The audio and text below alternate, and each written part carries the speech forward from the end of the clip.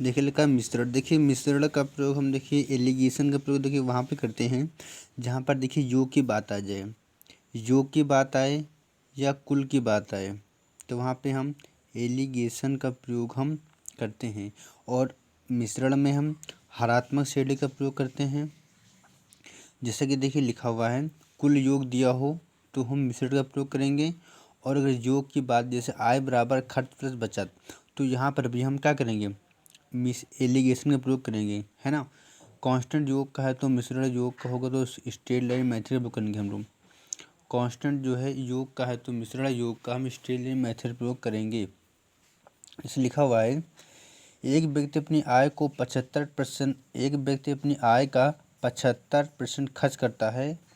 आय को 10% बढ़ा दिया जाता है और खर्च को 5% बढ़ा दिया जाता है, तो बताओ उसकी बचत पर क्या प्रभाव पड़ेगा। तो आप जानते हैं कि आय बराबर क्या होता है, खर्च प्लस बचत। अब देखिए यहाँ पे क्या है, योग आया। अब योग से देखिए हमको तुरंत पता हो गया कि हमको एलिगेशन निकालना है। और एलिगेशन का कौन सा निकालना हमको, हमको देखिए एलिगेशन का निकालना है स्ट्रेट लाइन मेथड का। तो देखिए आय बराबर खर्च प्लस बचत, है ना। अब यहाँ पे क्या बोल रहा है, एक व्यक्ति अपनी आय का 75% खर्च करता है। देखिए आय का 75% खर्च करता है, 75% बोले तो 3/4 मीन 4 आय थी, क्या 4 आय थी और 3 खर्च कर दिया, तो बचत कितना हुआ 1। ठीक है।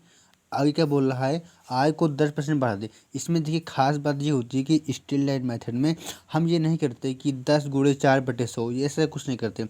आप इसको परसेंटेज को अवॉइड नेगलेक्ट कर देते हैं। 10 चौक 40, समझ गया ना, तीनों 25 15। तो बोल रहा है देखिए आय को 10% बढ़ा दिया जाता है और खर्च को कितना 5% बढ़ा दिया जाता है। तो हमको निकालना है बचत पर क्या प्रभाव पड़ेगा। हमने मान लिया X%।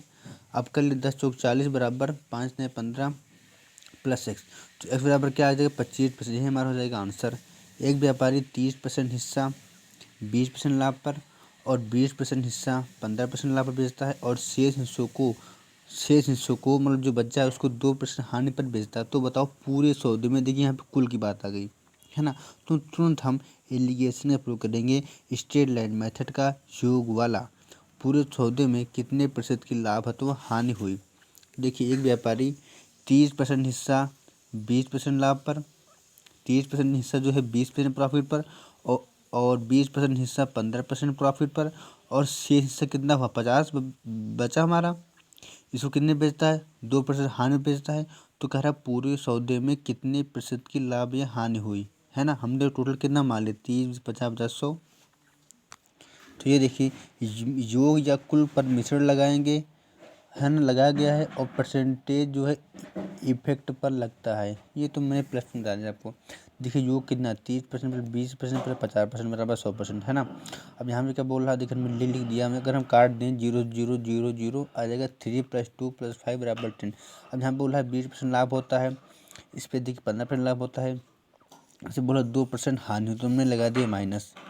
और हमको ये निकालना कि कुल कितना प्रॉफिट या हानि होगा। तो 20×60 15 30, ये माइनस था तो -5×10 बराबर 10x। यहाँ से x वैल्यू आ गई 8%। आंसर ये हो जाएगा हमारा, है ना। अब जो देखिए यहाँ पे लिखा हुआ है एक कक्षा में लड़के और लड़कियों का अनुपात 3:2 है। लड़के और लड़कियों का अनुपात 3:2 है। लड़कों की संख्या में 20% की वृद्धि की गई और लड़कियों की संख्या में भी 10% की वृद्धि की गई। तो बताओ कुल कितने % की वृद्धि हुई। देखिए मिश्रण का प्रयोग हम योग या कुल करेंगे। और सबसे बड़ी बात यह है कि देखिए मिश्रण का हम प्रयोग तभी कर सकते हैं जब हमको अनुपात मालूम है। देखिए आपको मिश्रण के क्वेश्चन को निकालना जब आसान हो जाता है, जब आपको मिश्रण के क्वेश्चन निकालना तब आसान हो जाता है जब आपको अनुपात पता हो। अगर आपको एलिगेशन लगाना है तो आपको ध्यान रखना होगा कि योग की बात कही गई हो, योग या कुल की बात कही गई हो और हमको अनुपात निकालना। अगर अनुपात दिया तो और अच्छी बात है, नहीं तो हमको अनुपात फाइंड करना होगा, है ना। और अनुपात फाइंड कर लेंगे तो योग का फॉर्मूला लगा देंगे भाई स्ट्रेट लाइन मेथड का। अब जैसे हमें बोल रहा है कि लड़के और लड़कियों का अनुपात कितना है 3:2 देखिए 2 है ना। और हमको निकालना कि कुल में कितने % की वृद्धि हुई। देखिए कुल की बात है तो मैंने बताया आपको कि स्ट्रेट लाइन मेथड एलिगेशन प्रयोग करने के अनुपात यहाँ पे दिया हुआ है। देखिए यहाँ पे 3:2 दिया था, टोटल कितना हो गया 5 हो गया। यहाँ पे देखिए लड़कों में 20% की वृद्धि हो रही है और लड़कियों में 10% वृद्धि हो रही है। हमको निकालने के ओवरऑल में क्या होगा, तो 60 20 80 बराबर 5x। तो यहाँ से x वैल्यू क्या आ जाएगी, यहाँ से देखिए x वैल्यू आ जाएगी 6%। जैसे क्वेश्चन लिखा हुआ है, एक व्यक्ति के पास 50 मीटर कपड़ा है ना। 13 देखिए उसमें से क्या करता है ये 13 मीटर। देखिए उसमें से देखिए एक व्यक्ति के पास टोटल कितना 50 मीटर, टोटल देखिए 50 मीटर कपड़ा है ना। उसमें देखिए 20 मीटर कपड़ा क्या करता है, 20 मीटर कपड़ा 15% लाभ पर बेचता है और शेष कपड़ा बोले तो 30 मीटर है ना। इसका 50% जो है इतना आ गया, कितना आ गया 15%।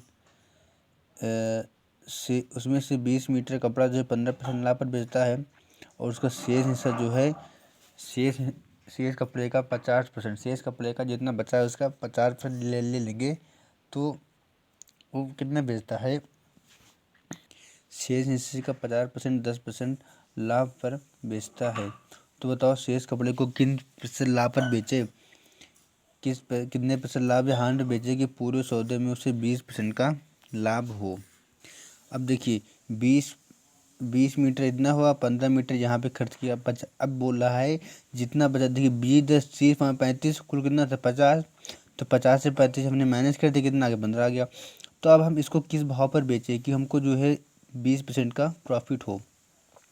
तो निकाल लेंगे हम 20 15 15। देखिए हमने लिख लिया, काट दिया 4 3 3 और टोटल कितना जोड़ लेंगे 4 3 7 3 10 आ गया। हमको देखिए इस पर कितना कमाना था, क्वेश्चन बोल रहा है 15% लाभ पे, इस पर क्या बोल रहा है 10% लाभ पे। हमको इसका निकालना है और हमको ओवरऑल कितना देखना है कि 20% का प्रॉफिट हो। हल कर लेंगे, यहाँ पे एक्स वैल्यू कितना आ जाएगा 36.666 आंसर। देखिए क्वेश्चन लिखा हुआ है, एक आयत की लंबाई और चौड़ाई का अनुपात देखिए 3:5 दिया हुआ है। यदि लंबाई को 10% बढ़ा दिया जाए और चौड़ाई को 20% कम कर दे तो बताओ आयत के परिमाप पर क्या प्रभाव पड़ेगा। देखिए परिमाप आते हैं, परिमाप बोले तो योग, परिमाप बोले तो योग और योग बोले तो एलिगेशन बोले तो अनुपात। ठीक है, हमको यहाँ पर निकालना है कि आयत के परिमाप पर क्या इफेक्ट पड़ेगा। देखिए 3:5 दिया हुआ था, योग कितने 8 आ जाएगा है ना।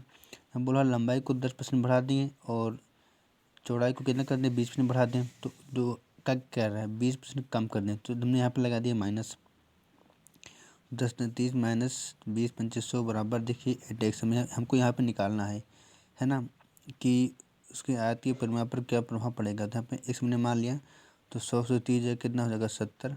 तो x बराबर यहाँ से वैल्यू निकाल लेंगे, x बराबर 70/8। इसको अगर कैंसिल कर दें 2 से तो 35/4% ही हो जाएगा आंसर। देखिए जैसे लिखा हुआ है, दो मिश्रण जिनकी देखिए क्षमताएं कितनी हैं 40 और 50 लीटर हैं। कितना 40 और 50 लीटर है ना।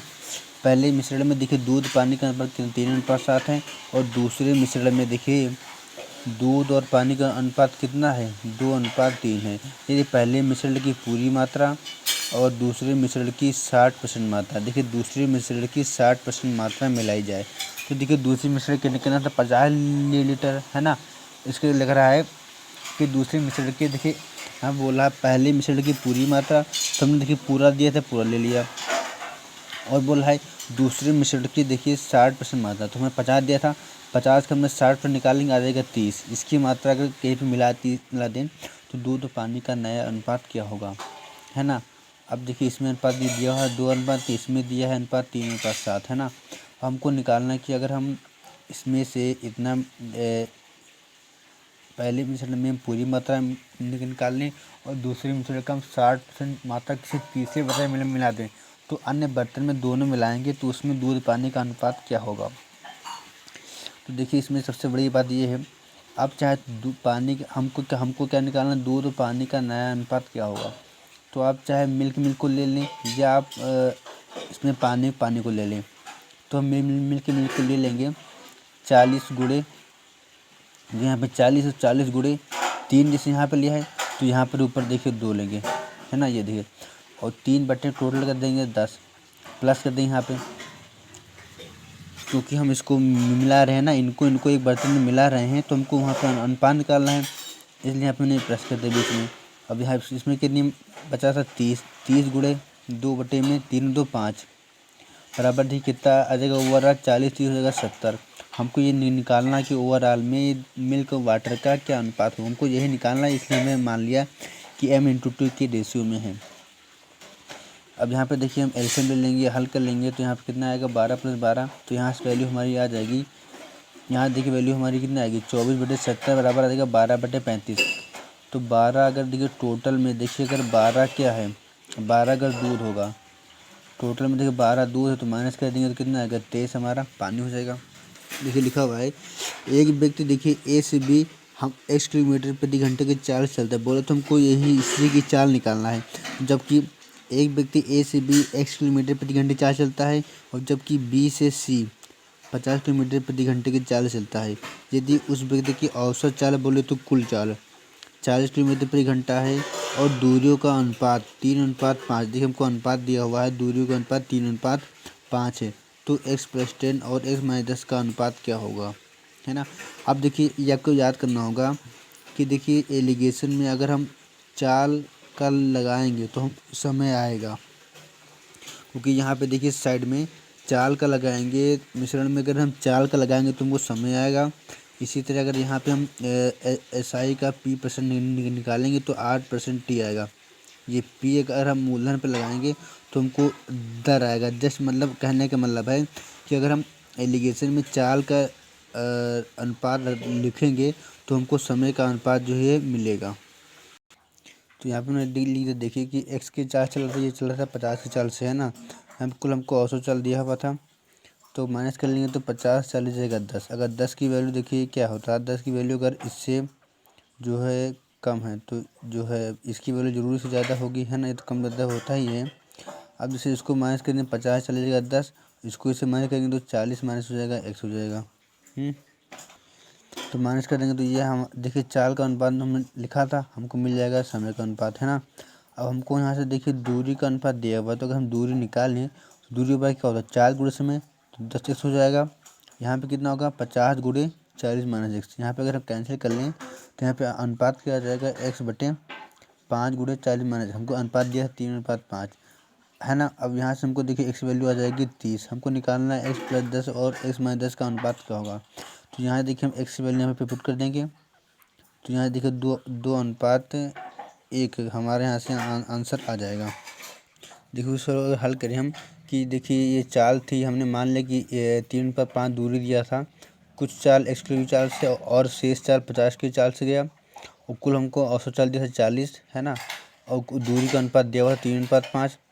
अब अगर यहाँ पे हमको समय नहीं दिया, समय अगर निकालें क्योंकि यहाँ पे दूरी दिया, औसत दिया, चाल दिया, अब समय नहीं तो समय निकालने से हमारे क्या होता है दूरी बटे चाल, इतना भाग दूरी बटे चाल 3/x प्लस इतना कितना था 5 किलोमीटर की दूरी 50 की चाल से गया तो 50 बटे चाल और टोटल कितना हो जाएगा 5 3 8 कितना टोटल 40। यहाँ से x वैल्यू निकाल लेंगे तो यहाँ से देखिए वही आंसर x की वैल्यू 30 भी आ जाएगा।